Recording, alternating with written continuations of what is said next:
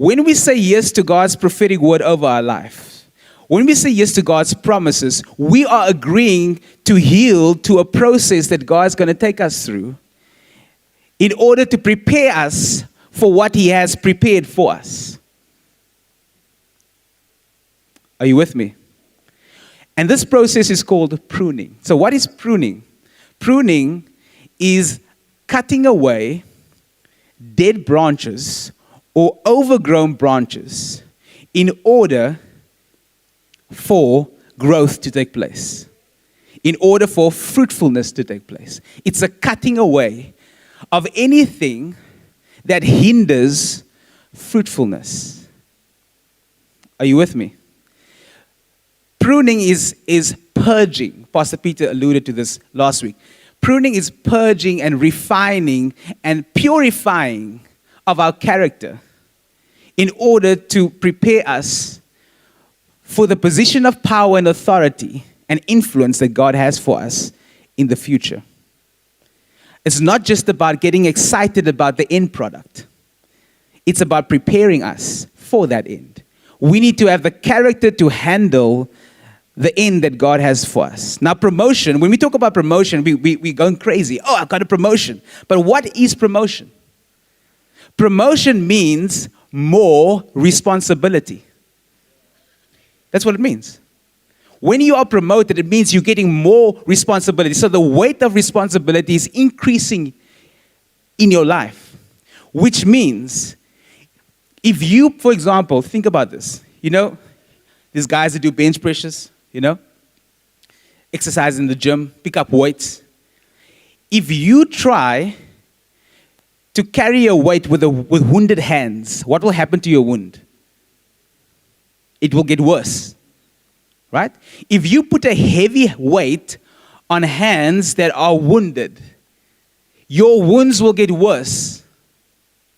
And that is what more responsibility is.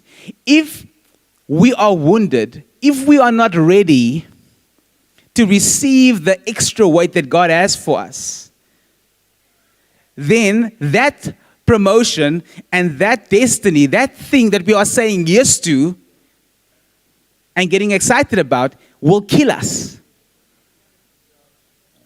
It will destroy us. And that's why there's a delay in the process before the manifestation of what God said.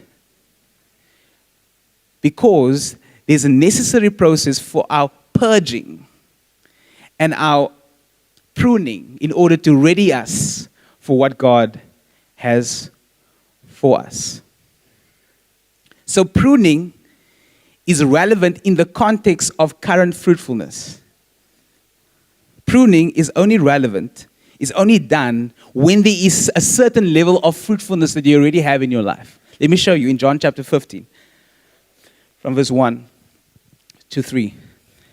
Jesus says, I am the vine and my Father is the gardener. He cuts off every branch in me that bears no fruit, while every branch that does bear fruit, He prunes, so that it will be even more fruitful. So, Jesus says He cuts off every branch that doesn't bear fruit. He cuts off. But all those branches who do bear fruit, He prunes. Pruning is a reward for fruitfulness. Pruning is a reward for fruitfulness. He says He prunes those who are currently bearing fruit so that they can ultimately bear more fruit. So the purpose of pruning is more fruitfulness. More fruitfulness. That is the nature of God. It's progress.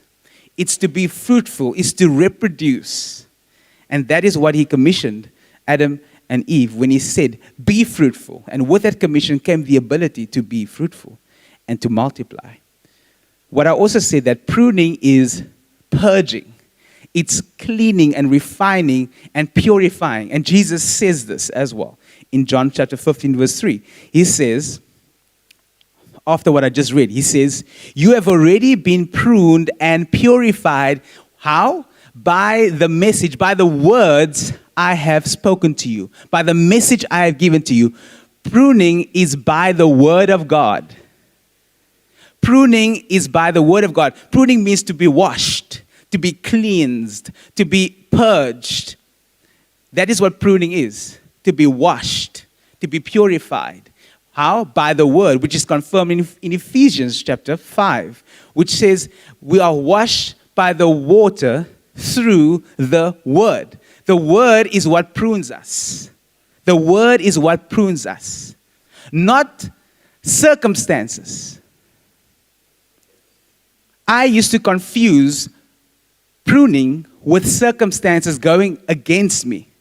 And I see that as God pruning me. When I go through difficult times, I used to see and interpret the difficult times that I'm going through as, in and of itself, God pruning me. But this totally destroys that mentality. Because it's not our circumstances that prunes us. It's the word of God that we hear and obey that prunes us. Just like it's not the bath that washes you. The bath creates the context in which you can be washed by water. And that's the same thing with circumstances that God uses to get us to a place so that we can listen and obey. Because in our current state, we're not listening and obeying. Brilliant example of this is Jonah in the Bible. God told him to do something specific. He already yielded to God. He was a prophet of God. And God gave him an instruction to go to Nineveh. What did he do? He went the opposite direction to what God told him to do. I used to think that God sent a big fish to swallow him, that was his pruning period. That in and of itself, it wasn't. It was a means to pruning. Because where did the pruning happen? In the belly of the fish, where he was in a position to hear and obey what God was saying. And then when he snapped it and he yielded his heart, then the fish spat him out on the seashore. So you know what? The fish would not have been part of Jonah's history if he had to hear and obey God the first time. Nor would it have been part of his story that we know it. Not his story or history. Why? Because it was a tool that God used to bring him to a place to be pruned so that he can listen and obey and fulfill the word that God gave him to do, to go minister to Nineveh. So we must not confuse the means to the end with the end itself.